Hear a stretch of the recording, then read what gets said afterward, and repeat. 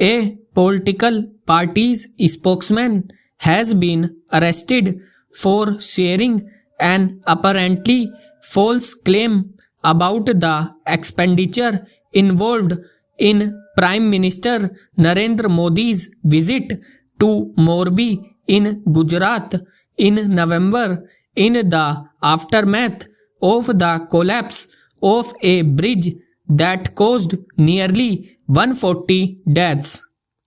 Even if the claim that a fabulous sum of money was spent on preparations and the renovation of facilities for the visit was false, the arrest of Saket Gokhale, spokesman of the All India Trinamool Congress, is in striking contrast to the fact that the promoters and executives of the company, whose negligence could have caused the recently renovated bridge to collapse, have not been detained so far.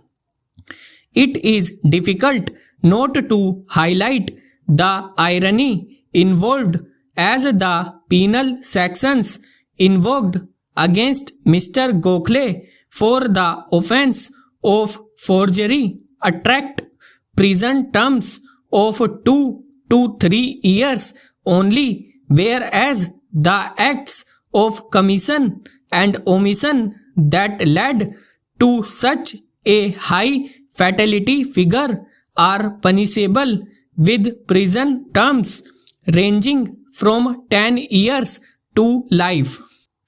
Nothing but an intention to teach a lesson to an opposition political activist can explain the arrest of Mr. Gokhale when he could instead have been summoned for an inquiry.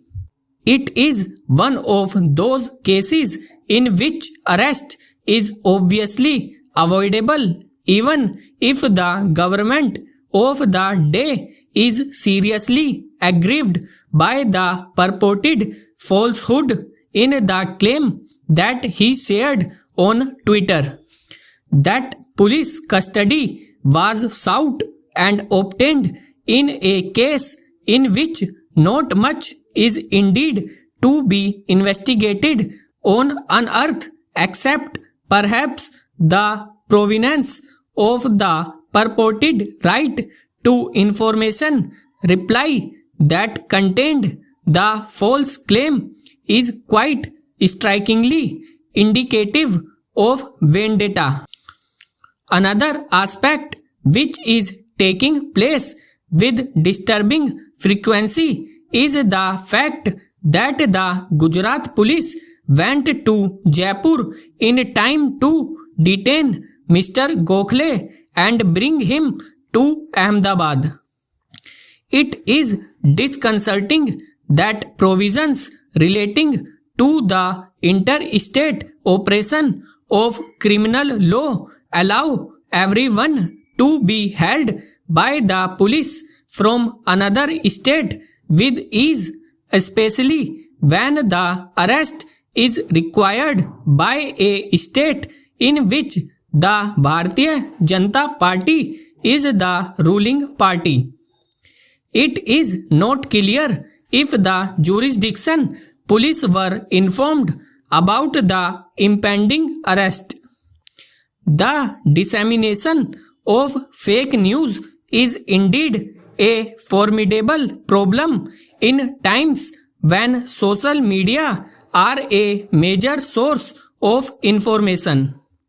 That those with a significant following on these platforms should exercise due care before sharing information they receive is also not in doubt. However, it is questionable whether every instance of the dissemination of possibly false information should lead to arrest unless grave consequences are likely to arise. an official fact check and a legal takedown may well meet the ends of justice.